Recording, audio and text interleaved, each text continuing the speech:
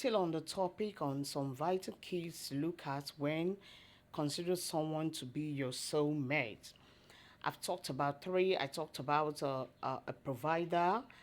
I talked about number two, a man that respects you and values your family. And I talked about number three, a man that you love and love you back. That love is essential. Then today I'm going to be talking about another three, which is number four of eight is unselfish man. Unselfish man, unselfishness, okay? Um, a selfish man, let me use that word now, does not care if you and your children will eat or have eaten.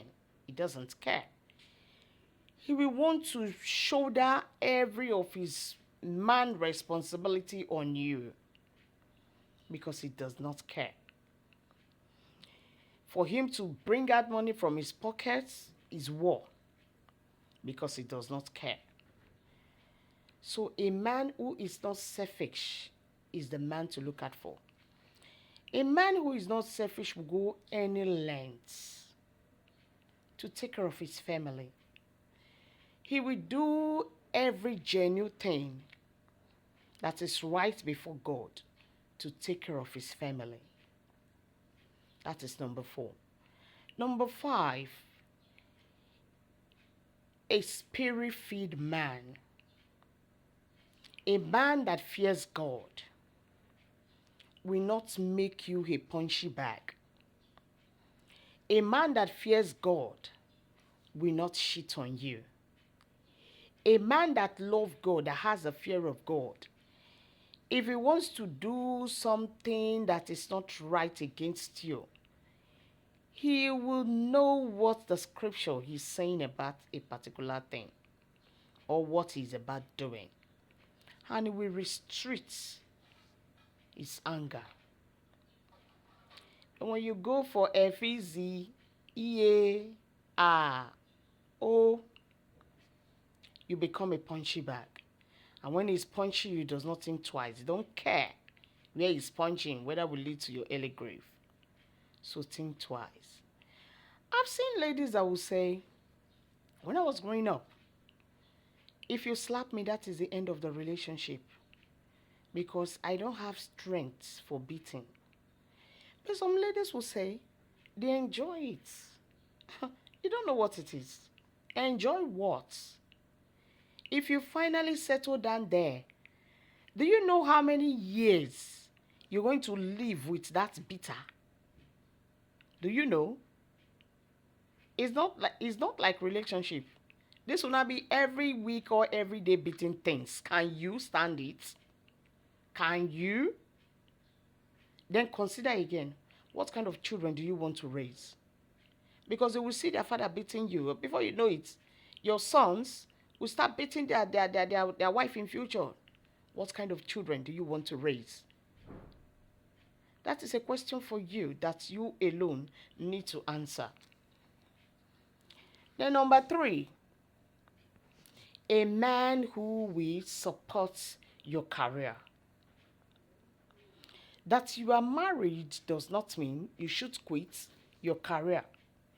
A man who will support your career or a man who will support what you enjoy doing most. As a matter of fact, there are some men who love you maybe because, for instance, maybe you're a banker and they love bankers. And one major reason among other things why he married you is because you're a banker. And at the end of the day, after marrying you, after some few months, years, he will say, my dear, I think I don't find it funny. You working anymore. You coming home late. You doing this, you doing that. And he wants to stop you. Or maybe he starts creating sin. And when you get tired of it, you want to quit your job. As a matter of fact, one of those things that made him to marry you is because you're a career woman. He loves you for it. So he shouldn't quit you from it, but rather support you to grow more in whatever career you find yourself into. He likes your career. That's why he fell in love with you. He knows you were in love with that line of career. That's why he fell in love with you.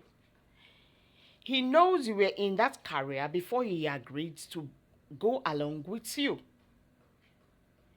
He knows you were a career woman before he agreed to marry you or came to propose to you. So after marriage, he should not stop you. Men, please, if you're listening to me, don't stop your wife from what he or she, don't stop your wife from what she enjoyed doing. And don't stop your husband.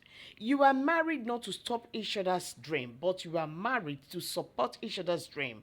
Because they say two is better than one. So when you two become two, to become one in marriage, you should be fast reaching your goals instead of stopping the other.